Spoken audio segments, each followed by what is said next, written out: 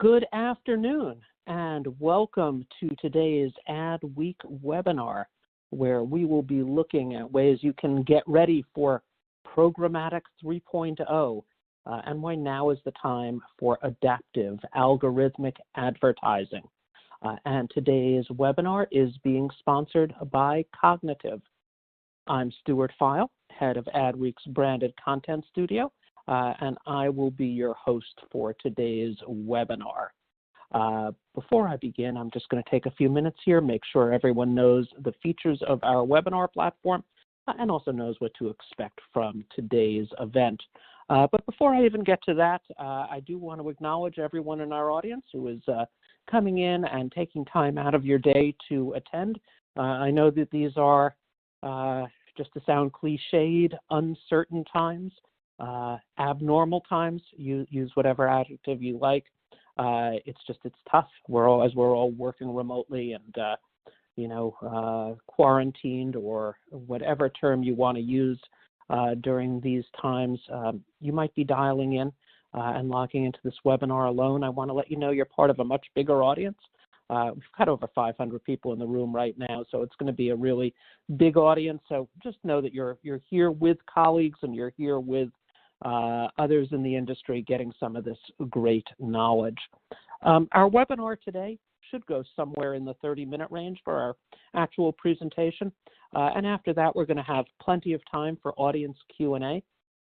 So if at any point during our webinar today, if you have a question for our speaker, just simply use the question tool that you see there on the left side of your screen. And we're going to get to as many audience questions as we can following the live presentation. And of course, we urge you ask your questions during the presentation. Don't need to hold them all till the end. That way we've got everything queued up well ahead of time. It's not too late, by the way, to invite your colleagues to join us today, and we would really love it if they would. About 15 minutes ago, we sent everyone a final reminder email about today's webinar, and in there you'll find a link over to the registration page. So grab that link, send it off to your colleagues. There's still plenty of time for them to register and come and join us live. But if they can't make it live, today's webinar is being recorded and will be available on demand. We're going to send you a link to that on-demand version later this afternoon, maybe about 3:30 Eastern time. So keep your eyes out for that. And certainly once that recording is live, feel free to share that with your colleagues as well. If you are interested in getting a copy of today's slide presentation, and we always have requests for that, we're making the slides available as a PDF, and you can find them right now in the Event Resources tab that you see up there at the top of your screen. So feel free to go in there at any point and download those. If you're engaging with this webinar on demand, in Event Resources, you'll also find an MP3 audio file, just the audio track of today's webinar. Again, we know some people just like to listen as they might a podcast. So if that's you, feel free to go on in there and download that. Finally, we always urge everyone to please check out the AdWeek webinar calendar, www.adweek.com/webinars. We've got a full list of upcoming webinars there, and we've been adding to our calendar and adding to our inventory so we can do more webinars. There's just been, so I'm sure you can imagine, a really high demand. So check it out. Sign up for an upcoming webinar. We've got about 12 upcoming ones listed there. We also have our full archive of on-demand webinars there, and so you can go back and see the recording for any webinar we've done over the past 12 months. So again, adweek.com/webinars. Check it out. Go, both on that first page and go a few pages deep. See some of those other topics that we've done. So let's move on to today's webinar. We're really a great topic here, and one that clearly a lot of people are interested in. And so let me introduce our speaker today, Jeremy Fain. Jeremy is the CEO and co-founder of Cognitiv, which offers self-learning, fully automated neural network technology for marketers. He's a veteran of really interactive experiences across the agency, publisher, and ad tech management. As you can see on this slide, you'll see some of the places he's worked before, leading things like North American accounts for Rubicon Project. But mostly, again, Jeremy is really a well-known speaker and expert on deep learning, which is the basis of Cognitiv, and some of the things he'll be discussing today.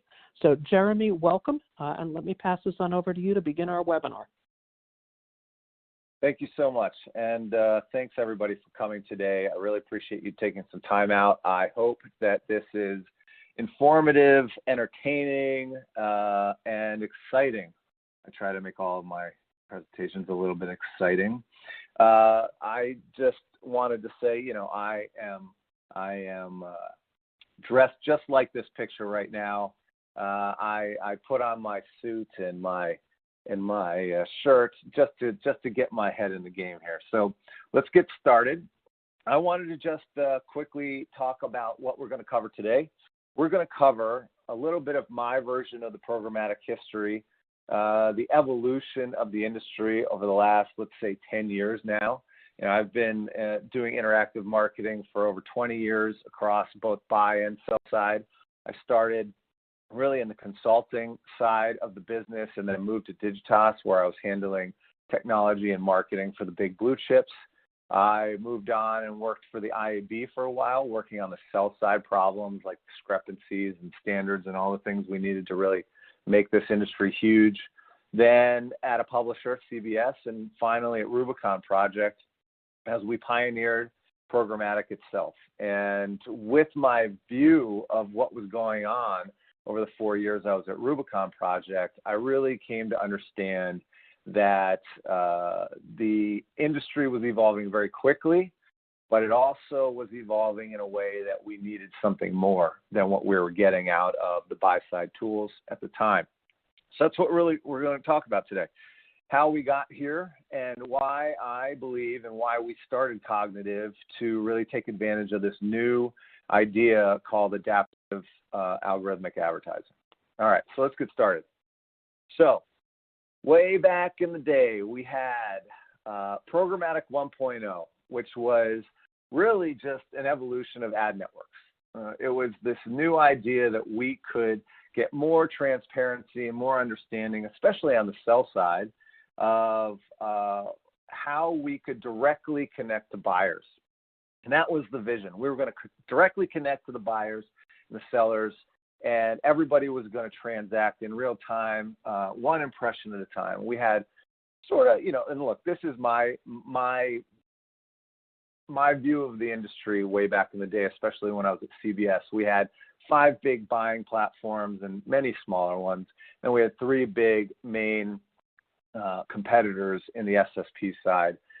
Invite Media on the buy side was bought by Google very early, as was AdMeld. DataZoo was recently bought by Roku. AppNexus was bought by AT&T. Turn was bought by Amobi, and MediaMath is still a big independent force. On the sell side, Rubicon went public, and Pubmatic is still there with the OpenXs and Indexes of the world also. So that was the beauty of Programmatic 1.0. We could put money into the machine, and out the other side came advertising, and it was so easy. But what we actually found as that evolved very quickly was that there was really not a lot of transparency, and there was a lot of interconnection going on between the buyer and the seller. There was a lot of fraud and viewability issues. And in the end, there was also some problems with hidden agency fees, and what ultimately led to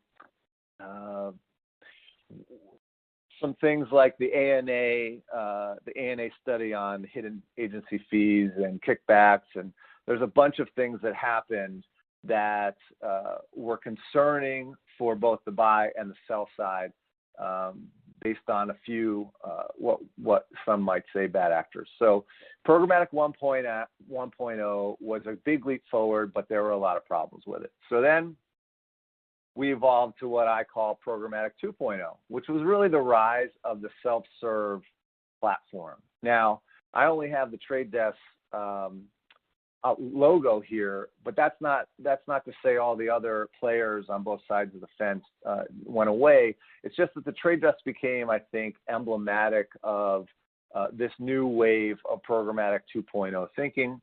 They were built from the ground up as a self-service platform. many of the other platforms that we just talked about evolved into self-service platforms, or at least part of their businesses did. And that was the new era and promise of greatness for programmatic. Yes, now you're going to see all of the fees. You're going to see exactly what you're paying for the media, and everything is going to be great. And in a lot of ways, it was much better and is much better for a lot of different types of advertising. But in the end, there's still a lot of friction and a lot of problems. And I would say here that we have a mixed result, especially for a lot of what we're going to talk about today, which is really performance-driven, KPI-driven advertising, which, regardless of what we want to think, the vast majority of advertising on the internet is driving towards a KPI of one sort or another. So we have Programmatic 2.0's reality is that self-service requires a lot of people. Now, the managed service had the people at the platform level, and now the people have moved out from the platform and being paid for by those fees, moved out to the agency trading desk, the agencies, holding companies, in a lot of different ways. And at the brand level also now too, it allowed brands to build their own trading desks internally. But because it requires a lot of people, it can be expensive from an overhead perspective. And if buyers didn't have their own trading desks, they had to use trading desks at their agencies. The media teams at the agency level that were handling directly the brands had to use specialized trading desks that were not necessarily giving them the results their clients wanted. We started having a lot of turnover. There's a lot of change at the brand level of how they paid for services at the agency. And in the end, what's happened is that at the trading desk level, embedded in the agency itself, in the buyer's own trading desk, at the brand's trading desk, we're having not a lot of success in results from a performance KPI perspective. We're not getting the scale. We're not getting the consistency because, frankly, it's just a lot of manual trial and error. There aren't enough automated tools and optimization tools that are working at scale to make it feasible to have these armies of people handling large-scale amounts of money. So pivot tables, manual try and error of different audiences in and out, it just has not scaled and has not been successful. And frankly, fraud is still possible because we're using humans to optimize campaigns. There's always going to be some things that fall through the cracks. So that brings us to today and the promise of adaptive algorithmic advertising, which is what Cognitiv was really built on the idea of. You know, when I was at Rubicon Project, I saw the reality that the vast majority of DSPs were bidding flat. Every single impression was bid at the same level. We have a lot of different new things that are going on now, and I'm not going to get much into the sell side of things on this webinar, like header bidding and those types of things. Those are wrinkles and complexities to the auction dynamic that we don't have to dive into today. I'm really going to try to keep today more about how a buying decision can be made in a scalable and effective way, and how the sellers can benefit from that. All right. So we get to Programmatic 3.0, adaptive algorithmic advertising. And for us at Cognitiv, that means that we are using, on behalf of buyers, deep learning, this new technology, to automate the buying of media, okay, but in a way that is automatically optimizing it. All right, well, before I jump into what adaptive algorithmic advertising actually looks like, I thought it would be important to take a little quick deep dive into deep learning. So we're taking a little detour into deep learning. All right. So what is deep learning? Hopefully some of you have heard of it. All of you are using it. And it has transformed. It is probably the single technology for the last 10 years that has transformed our lives the most. As of today, coronavirus is not a technology. That has definitely transformed our lives. But deep learning as a technology that we have developed as humanity has transformed our lives the most. All right. So where are you using deep learning? Your phone, everything, every computer that you can talk to now is based on deep learning, deep neural networks that can recognize your voice without have ever heard your voice before. Okay, Alexa, Google Assistant, Siri, etc. Self-driving cars. One day they were a science fiction dream. The next day everybody was developing them. Why is that? Because computer vision is being driven by deep learning. Okay. Now, how can I prove to you that deep learning is the greatest thing since sliced bread? How can I prove to you that it is so much more powerful than anything that's ever come along before? How can I prove to you that deep learning is sort of a point in time which we will look back and say, okay, there was the internet that was created, and then ultimately there was deep learning. It's that big a change in the way society has behaved. Well, that's I think the reality is before deep learning you couldn't talk to your devices, and after deep learning within a year you could talk to your devices. Before deep learning, cars, there was no way, we were not even close to having them drive themselves. And then a year later, everyone was trying to make cars drive themselves. This leap forward has been so quick and so non-incremental that hopefully that you can take that back without me getting into all the science of what deep learning really is. And you can sort of believe what I'm saying and say, okay, deep learning, this is something really important. I may not understand the intricacies of this, but I know that it's changing our lives. All right. Now, I also have a picture of a cat here. And this is how I, help describe what deep learning is doing. Okay, deep learning is the first technology that, as my chief science officer says, is enabling computers to have human-like intuition. Okay, human-like intuition is actually something that we could not figure out how to build a computer that had human-like intuition. Now, what do we mean by that? Well, if you think about computers, we've always thought of computers as smarter and faster than humans. Well, what they're actually really good at and what they're smarter at, quote unquote, is memorization. They're very good at memorization and repetitive tasks. Okay, 2 + 2 is 4. You tell the computer that, it knows that forever, never makes a mistake, and can do it really, really fast.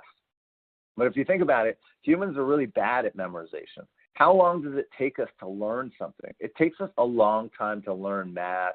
It takes us a long time to learn language. It takes us a long time to learn these things and memorize things. Our memories aren't great, generally speaking.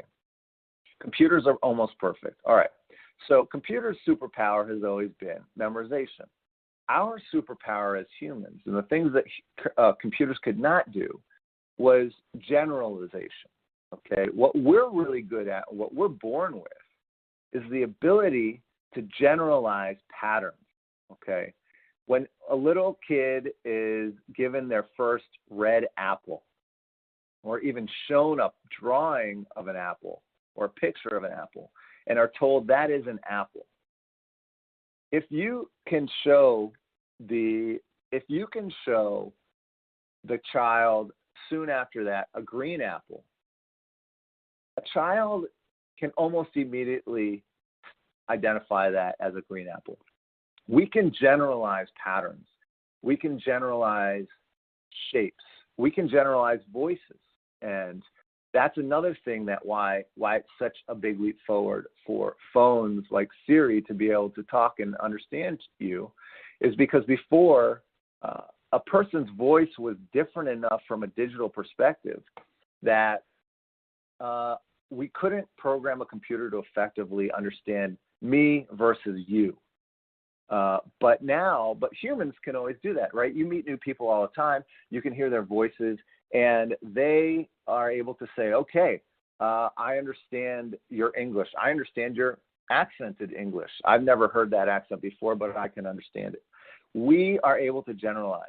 Okay, so that's the deep learning power, generalizing. And I put the cat in there because a lot of the earliest research on computer vision was trying to see if we could teach a computer to identify a cat, and 100 different cats, 100 different pictures of cats, to generalize from a few pictures of cats that were different colors, different shapes, different patterns of fur, to new pictures of cats in all different shapes and forms, because it's actually an incredibly hard generalization problem to identify one cat from another cat. We as humans don't think that's a hard problem at all. It's very simple. We're pretty good at it right off the bat. We don't have to learn that skill. But computers, in the end, couldn't. Once we could figure out from a research perspective that computers were pretty good at identifying different new cats different ways, that's when we knew that deep learning was really working and was able to outperform all the other stuff that we'd ever done before. Okay, so deep learning, it's so powerful, it's awesome. We use it in phones, we use it in cars, we use it in cats. But really, what does that have to do with marketing? Well, this is a little nerdy story. We've had machine learning before in the past, okay? So why is deep learning better than what we've had in the past? Well, this sort of nerd slide that I took from the internet is a little bit of a joke about how what we have now versus what we had in the past, what we have now, which is really logistic regression was one of the best machine learning capabilities before deep learning, and now we have this deep neural network capability, which is synonymous with deep learning. Now, the way that you should look at this slide is that with logistic regression, you get to sort of one answer, okay? You find one answer and you pound on that answer all you want. There's a lot to marketing about that, right? We find a demographic group of people, a cluster that's as big as possible, but still targeted enough for us to get scale and results. But it gives us a ton of loss. We lose everything outside of that cluster. We have a lot of waste because not everybody in that cluster wants our product, etc. Well, if you look at the right side of the screen, we've got a different mapping of these dips. Okay, the peaks and the dips. It's where we get to the quote unquote minima or maxima, right? That's the peak or the dip. That is a solution.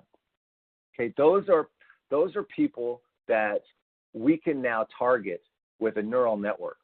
So a neural network allows us to have sort of what we call an infinite amount of clustering because it's able to generalize so much better than any other machine learning we've ever been able to teach a computer before. So so I like to also think of it as like a train, okay? So we could get around, we could walk, we had horses, and then we had the train. The train went really quickly, but it went from only one place to another, all right? We didn't have any choice of how close we could get to all the places we actually needed to go end to end. When we invented the car, we were able to go anywhere, point to point, all right? That's sort of the leap forward that we're taking. That was in transportation. Now we're doing this in marketing. So how does that come about? All right, I like to use hotdog, not hot dog, from Silicon Valley, the TV show.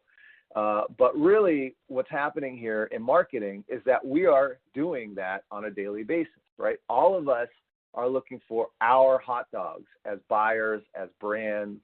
We want to find the people who are going to buy our stuff and not the people who are not going to buy our stuff, because that's waste, right?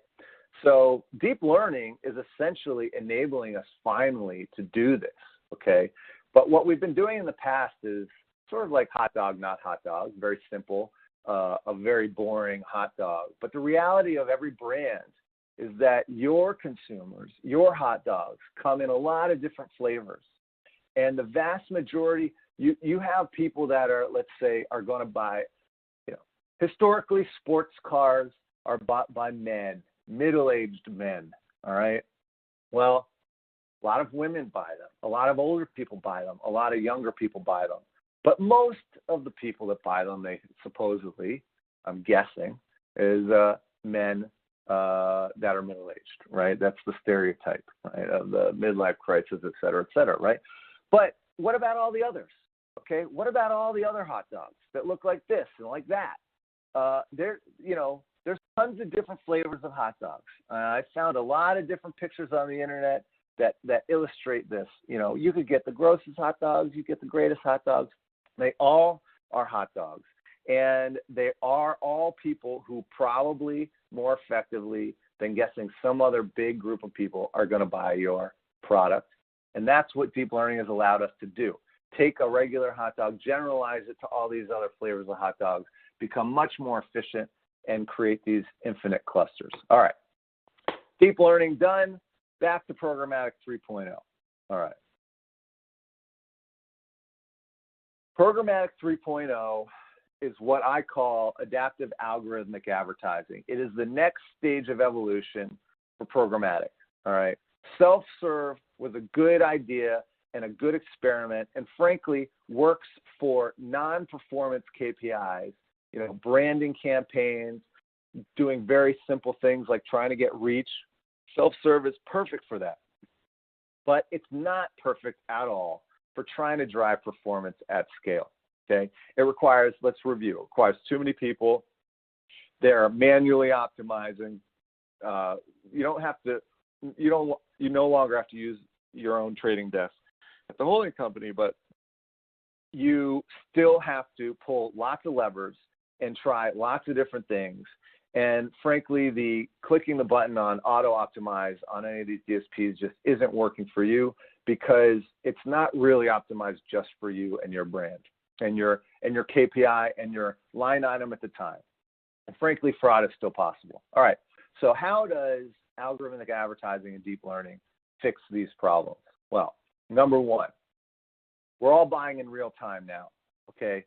But we're not making real-time decisions, all right? Like, yes, we are buying in real time, we are bidding in real time, but we as humans are not doing those things. Thus, flat bidding. We're still seeing tons of flat bidding, even though, yes, we have these intricacies of bid shading and all these other things. Ultimately, though, the DSP is being given an instruction of a flat bid. All right, so algorithms can dynamically price every single impression for the time of day, the type of person, what site it is, what the history is, how many impressions have we given to this person already, et cetera, et cetera, et cetera. There's 1,000 different things that you can make a decision on in real time, and humans don't have the opportunity to do that, right? We just put some basic instructions in a computer. All right, algorithmic buying with deep learning specifically can perform at scale because of what we just talked about. Deep learning can infinitely generalize the answers to your questions, okay? These are 1,000 people that buy my stuff. 200 of them look like this, and then 5 of them 20, 30, 40 times look slightly different in different ways, all right? Deep learning can target all of them, all right? So it performs at scale. That's what we found. It generalizes really well, performs very well at scale and consistently, okay? Machine learning in general can take advantage of the max amount of data possible. Humans just can't do that. There's only so many pivots on a pivot table that we can take advantage of, only so many decisions that we can bifurcate through a tree. Those things are limiting. Machine learning can take in thousands of inputs at once and make a decision instantaneously. All right. And the other beauty of why deep learning and why I ultimately started this company with my friends who were the deep learning experts. The reason why I love deep learning is because it has this thing called back propagation. It actually learns and evolves over time. So when it is trained, it's guessing and asked a question, and when it gets the question right or wrong, it's told that it was right or wrong and reorganizes itself to get smarter over time.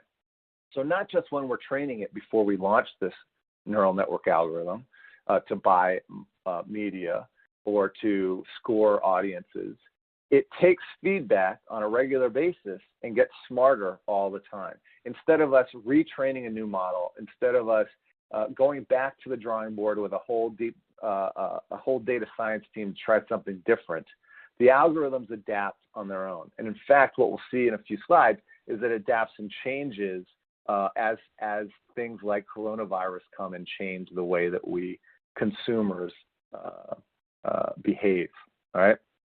And because of this, from a performance KPI perspective, it's going to be learning what's working and what's not. And if we're using human-specific KPIs that can't be faked through fraud, it will eliminate automatically buying impressions and sites and IDs that are not driving the KPI. So it's a much better way to eliminate fraud on a progressive and dynamic basis. All right. So those are all the advantages. Now, does it work? I wouldn't be here if it didn't work. Here's one of the case studies, examples of what we've been able to do with incremental CPA, which is extremely hard to do. We have been able to do this with a very large advertiser spending, tens of thousands of dollars, now up to 7-8 figures overall. So we are able to train models that can see and predict whether somebody is going to convert already and is therefore non-incremental, all right, and train models that are predicting who needs more ads to convert. And we actually run both of these models at once, both of these algorithms at once, compare them, and then make a decision whether to buy the impression or not. And we continuously are able to test this with PSAs and actually bought impressions to find whether we can get these incremental results, which is an amazing sort of next level leap, because as we all probably know, incrementality studies are generally not consistent and relatively random. We've been able to show that deep learning can effectively create incremental results at scale on a consistent basis. All right. Another thing is deep learning can be for any kind of KPI. All right. As long as we can close the loop from we showed an ad to it drove a response. All right. We also do footfall. Right. Deep learning can do footfall. We use third-party location vendors that we believe to be very sort of as scientific as possible in the way that they are showing whether somebody has been in a business, and we can do that in this case for, let's say, QSR folks and drive incremental footfall based on showing an ad to a device and seeing if that device walks into a store. Right? These are all incremental case studies, but this works for performance, this works for audience scoring. We do custom audiences and things like that. Deep learning has been able to show that we can scale across all these different KPIs. All right. So, fine. Deep learning is a technology. Hopefully you believe that it's powerful. Hopefully you believe that it possibly works, just because I showed you a few reasons why we've seen it work. But what does it mean for the industry? Okay, algorithmic advertising. What does it really mean for the industry? All right. To me, I believe it means the rise of a new type of buying platform or service, what I call a transparent managed service. All right. We started with managed service. We moved to self-service. Both of those had some problems. Self-service was really about transparency. And now I believe we're trying to meld the best of both of those worlds together. The agencies and the brands themselves don't want a huge team of overhead to be pulling levers. They want to use their people and their headcount for more strategic and creative capabilities of marketing and advertising, such as new taglines, new thinking on different types of clusters to go after. All these other things that we don't have time to do right now because we're pulling levers and frankly, we're not getting great results. And brands have to change almost on a yearly basis now their media partners because they're not getting any good results. All of that we need to move away from. It's not scalable and it's not working.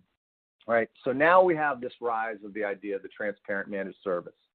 All right. So what does that mean? That means, generally speaking, we're going to have the computers using deep learning and high machine learning to make the buying decisions, right? There's no more punching in different changes every day and looking at it and taking spreadsheets out. Now, there's always going to be white lists and black lists and things like that we want to have for brand safety and things like that. Fine, great. Just tell the computers where they can and can't buy and let them go. All right. If your KPI is viewability, they'll optimize to that. If your KPI is footfall, if your KPI is purchase, if you have a Visa or a MasterCard or an American Express helping you figure that out. There's all these different ways that you can train the KPI and the model now to be specific to your client and your KPI. All right. So computers using deep learning are making the buying decisions. But because we're a transparent managed service, you'll get reporting on all impressions bought. Okay. The value proposition here is not a hidden ad network with nefarious ways of spending money. All right. The computer is spending the money. Either it's doing it well or it's not. The results are transparent always. And so now why hide where the impressions are bought? Who cares what who cares what's going on except that it's working, right? There's analysis and insight there, but it's transparent. And then finally, there's analytics that we can get out of these algorithms that give us insight into what they're doing and why they're doing it. All right, I want to take a few minutes here quickly at the end to talk about some of the insights and analytics that we are able to show our clients using some really advanced sort of data mapping capabilities we have. All right, so I'm not going to get into like how we build these 3D maps, but ultimately this map is a user graph. Okay, lack of a better term. This is how the deep learning algorithm sees all the users in the United States. All right, this is an excerpt of that. It's not every single user in the United States as a dot. But the orange dots are conversions, and the black dots are just not converting yet or not converting users. Okay, so as we can see, if hopefully you can see, I don't know how big your screens are, but there's certain clusters that have a lot of orange dots, a lot of conversions. Fine, those are the easy ones. Those are the things we already know. Those are the middle-aged men who are buying sports cars, right? But if you look more closely, there are a lot of orange dots dispersed throughout the rest of these black dots, okay? Traditional advertising throws all of those out. Deep learning is able to hone in on each of these, and instead of drawing huge circles around them, they draw smaller circles to try to test whether any of these can be turned into new, smaller clusters, all right? So we can see within just this mapping that this brand, this client, has converters all over the place, all right? This is what we've always known. This is always what we may have always suspected. But how can we reach those people? We couldn't in the past. Now with deep learning, we can. All right. So this is another analysis that we've been doing to show sort of the change that we've seen in Corona. I don't know if any of you are actively running advertising, but we have definitely seen a change in the traffic and the consumer behavior and all these things. But how do we know what's really going on? How do we adjust to that? Everyone's just guessing. Well, deep learning doesn't have to guess, okay? Deep learning with these user mappings can see what's changing, all right? So on the left, we see basically the shot that I showed you before. This is before coronavirus, before COVID. So we still see sort of, we still see the clusters that we saw before, but I've circled clusters that really were almost empty of converters before. And these clusters may be because of a million different things. They could be demographics, they could be behavioral, they could be because of where their phone goes, anything. But actually, if you look at what's happened very quickly before and after coronavirus, those clusters where there's nobody converting, now they have a lot of people converting for this brand. All right, well, that is totally new, all right? And in the past, it would take forever to figure that out. But with deep learning, it's been able to figure that out and hone in on it. And this data is validated by just, a pull, an excerpt of a pull of some traffic reports that we get. as part of some of our partnerships. And this sort of shows what was happening in February before coronavirus and what was happening after, on 2 months exactly after. See normal things like, remember when we had sports? ESPN was number 3 on this traffic report for February, and I can tell you it's nowhere close to the top 100 now from a URL perspective. A lot of these were home pages, and even for some reason in February on the 13th, Farmville was still very, very popular, which I was surprised to see. But in April, it's there's things about getting your stimulus check. There's things, of course, about coronavirus and tracking of the coronavirus and things like that. And sadly, no sports anywhere to be found. So what's changing here is being picked up by the neural networks automatically. There are no humans intervening in seeing these changes and how things have moved around. Fascinating to me. All right, so back to transparent managed services. We've got insight, we've got transparency, et cetera. Now, we can, with transparent managed services, see cost of media, or the tech provider may want to take a margin on that because their algorithm works better than everybody's else. That should not matter anymore, as long as we can still track fraud, can still track viewability, and all these other things that we couldn't do before with self-serve when it came about. So now we have the opportunity to have reporting, analytics, insights, and may or may not have viewability into the cost of media. And in the end, the results have to justify the pricing model. And finally, we have this freedom that we all want as buyers to focus on strategy and monetizing insights instead of pulling levers, pivot tables 4 times a day and stressing out because nothing's working. That is where I think Programmatic 3.0 is going. Transparent managed services. Thank you very much. And we will take questions now. Great. Well, thank you, Jeremy, for sharing really and giving us a real insight here into deep learning and where programmatic is heading. We're going to take some questions from the audience in just a minute. We've got a number of them queued up, but I do want to invite everyone, if you do have a question for our speaker, Jeremy Fain, CEO over at Cognitiv, just simply use the question tool that you see there on the left side of your screen, and we're going to get to as many audience questions as we can over the next 10, 12 minutes or so.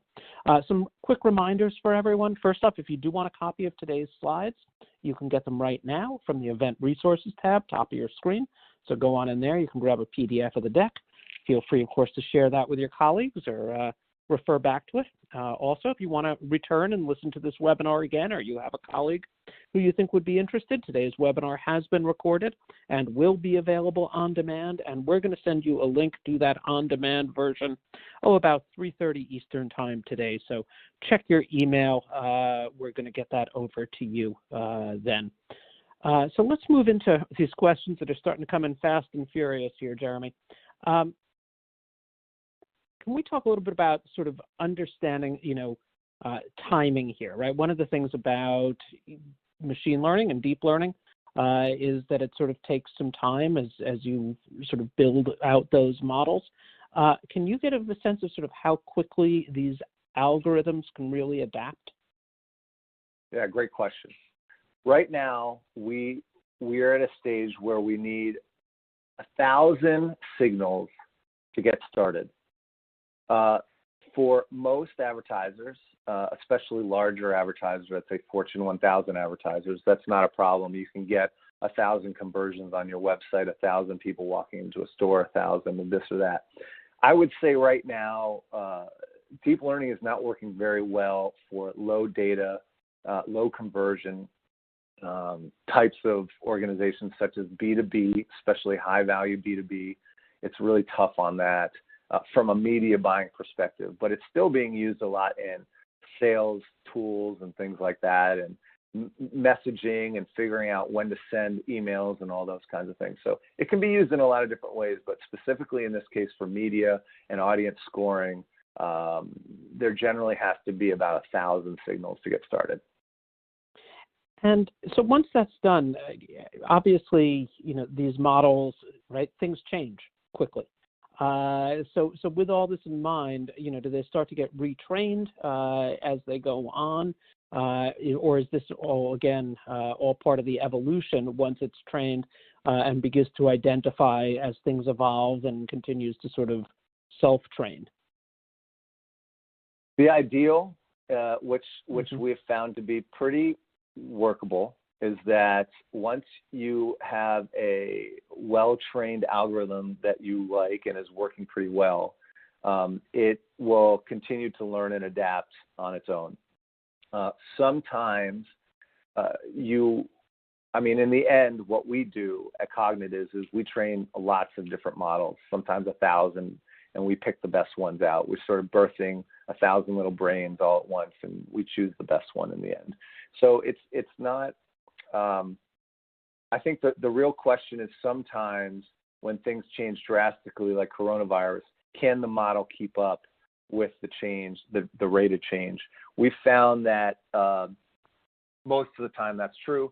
Some of the times we've had to go back to the drawing board and use new data to try to create a new model, but it really depends on the amount of data. So for large Fortune 100 companies, it's adapting fast enough. For others, we may have to use new data and train a new model, but generally speaking, they're adapting. One question came in. I like this one. This idea that, one of the impacts of Programmatic 1.0 and Programmatic 2.0 have been a certain amount of ad aversion, right? We've seen the growth of ad blockers going on, or people just feeling like they're being tracked by their retargeting, and or seeing the same ad 80 million times as frequency caps seem to get ignored. So as you move into this, let's call it Programmatic 3.0, do you see that sort of being able to manage that? And what do you see it maybe doing to that advertising experience that people are getting? Yeah, that's a great question. That is one of the things that we believe algorithmic advertising directly addresses, because the excuse given is that if it didn't work, we wouldn't do it, right? Meaning if 100 frequency cap didn't work, we wouldn't do it. We would do it at 3. We would do it at 5.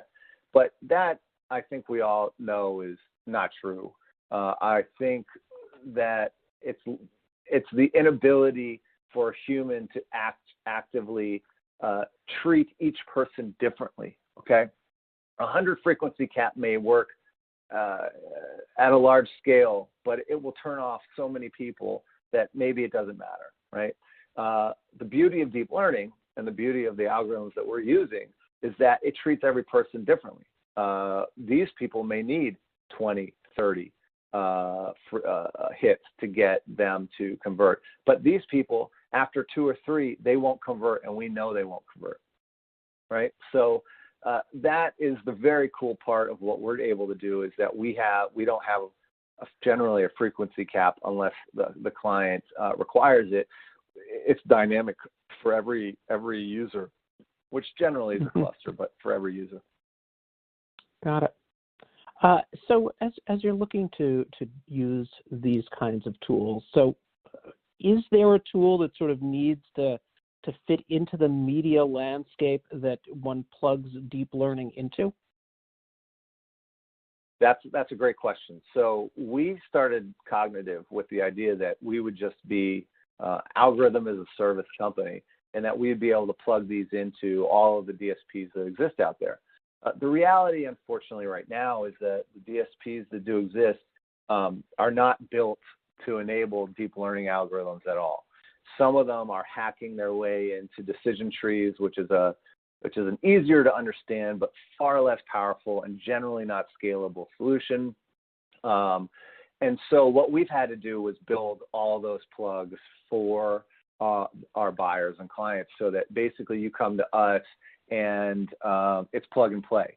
So you need to buy, you need to score and publish audiences. We've built all those plugs for you, and I think that is that is the way of Programmatic 3.0 for the near future.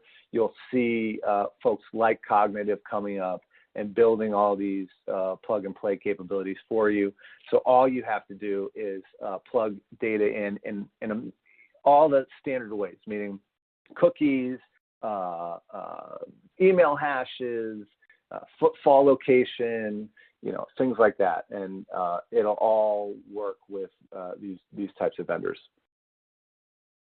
I think we're going to go a few more minutes here, Jeremy, so I do want to invite our audience again. If you've got a question for our speaker, Jeremy Fain of Cognitiv, just simply use the question tool on the left side of your screen. Got a whole bunch here set up, but we're not going to have time to get to all of them. But I do want to invite everyone to ask your questions. If we don't get to your question, I always do make sure they get forwarded over to our sponsor, so there is the opportunity for someone to respond to you offline. A few questions came in here, Jeremy, ultimately talking about, as we think of programmatic today, it goes far beyond sort of your standard display ads. Particularly as we're looking at things like connected TV, or we're looking at digital out of home, or all these other areas where programmatic buying is part of that. Is that also part of the natural link here in being used for things like connected TV? And we're looking at adaptive algorithmic, or is it, or should we be thinking elsewhere? Yeah, that's a good question. So our deep learning works with a closed loop of feedback. Remember, we're trying to what's called backpropagate right and wrong answers as quickly as we can into an algorithm. Now, for some industries, sort of like the view through windows, 30 days, it's fine. Some it's 3 days, some it's 7 days. But the reality is you still have to have an answer to the question that the computer is being asked, right? If the computer is being asked, did somebody see my ad on an out-of-home billboard? Okay, I showed an ad on an out-of-home billboard. Did that result in a sale? Okay. Unless you know that a person, an individual saw that ad, you can't answer that question. So there are different questions that you can ask with deep learning, but frankly, you could probably answer a lot of those with logistic regression and decision trees, saying, okay, well, I have ads all over the city or all over the country. How did it affect sales or where my ads were shown? There's a lot of traditional sort of data science that can relate probably relatively good answers to that. So digital out of home is a little tougher unless we know specifically that somebody saw that ad, walked past that ad. And generally speaking, right now, those technology is not available. Mm-hmm. The question we get on everything these days, anything programmatic, and it's come in about 8 different times here. And that is, of course, understanding if sort of some of these insights are based on cookies, that are ultimately related to behaviors, and we move into a cookieless world. Where do we go from here on that? Yeah, that is a big question. We are, of course, optimistic.